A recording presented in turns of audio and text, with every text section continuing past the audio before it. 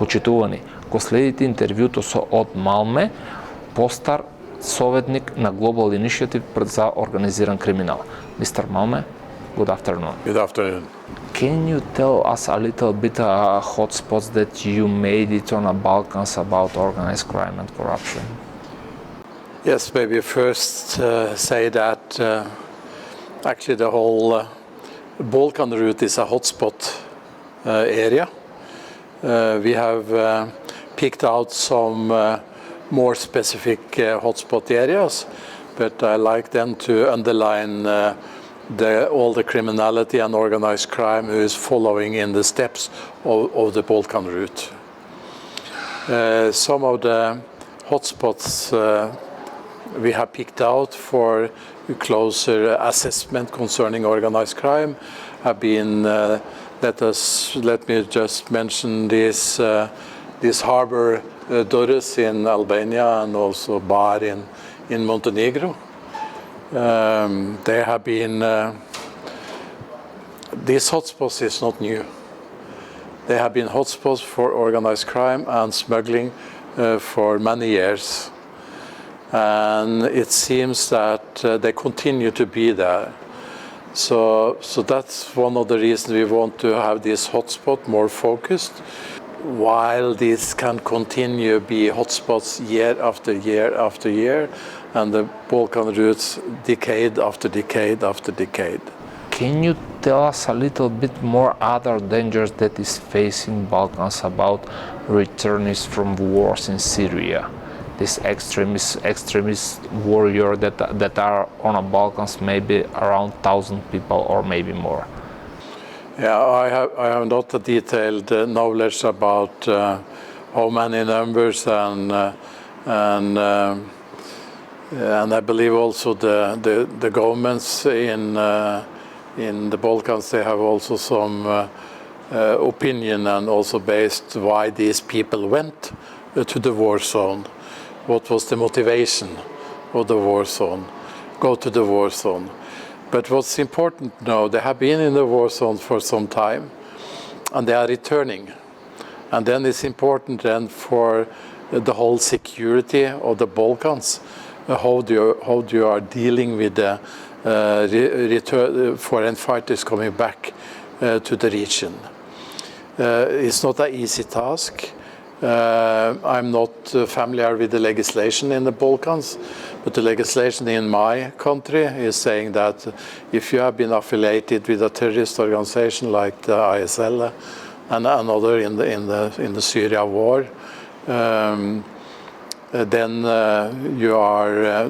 you will be actually arrested when you are coming back home. So most of foreign fighters in my country, they will be met by police and prosecution to sort out if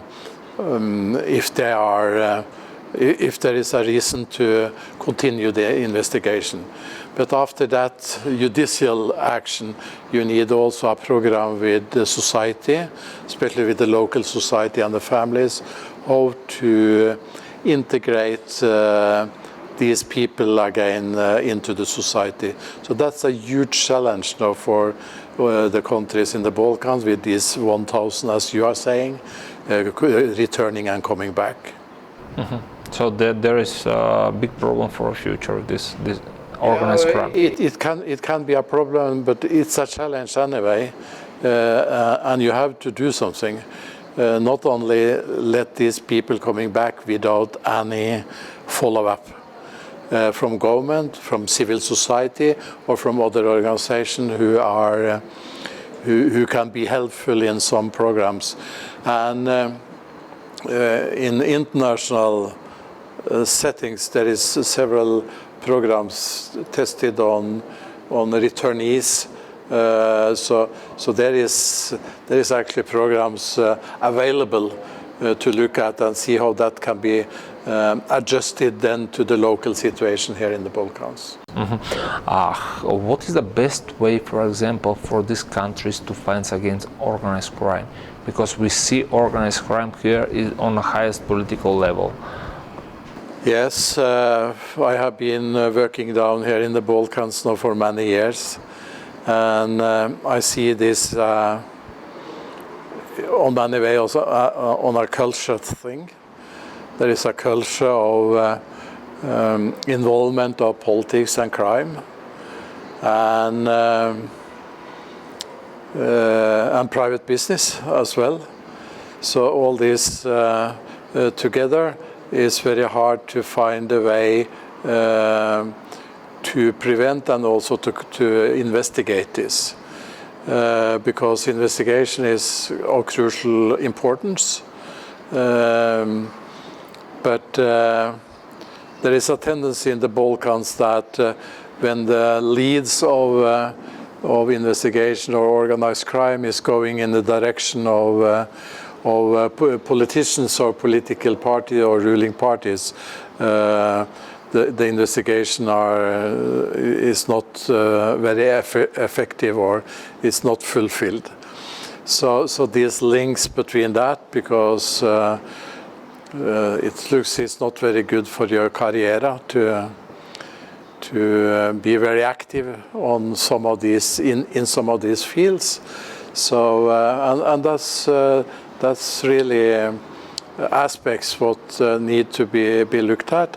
And also one other important issue, that's also the recruitment of people in position of preventing and combating crime, financial crime, corruption and other things.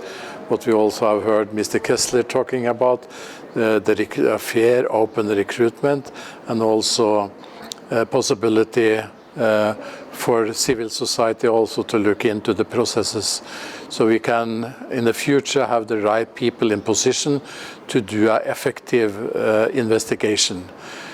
But from my perspective is before we are coming to that stage that can be more effective in the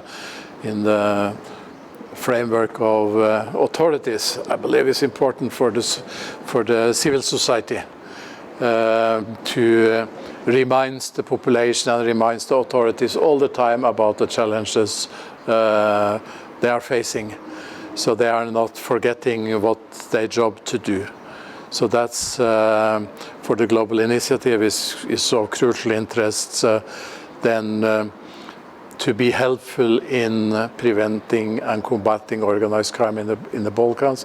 The civil society is the most important tools at the moment for the global initiative. Mm-hmm. How to raise the voice of civil society?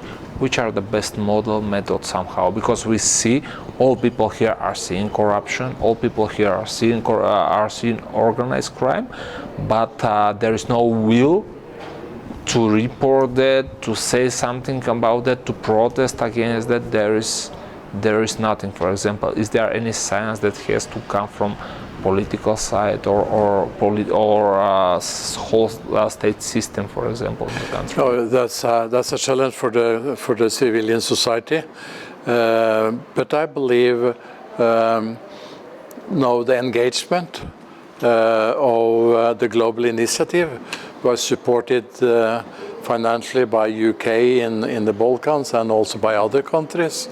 There is giving more credibility to the civil society because then it's not so easy for the political masters to close the eyes for what they are saying. So I believe this can be used as a strength for the civil society. But I believe there is also other methods needs to be looked closer to in the Balkans concerning the people's possibility to report about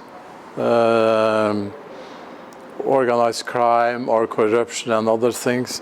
So I can see this whistleblower regime in the Balkans is not very well developed.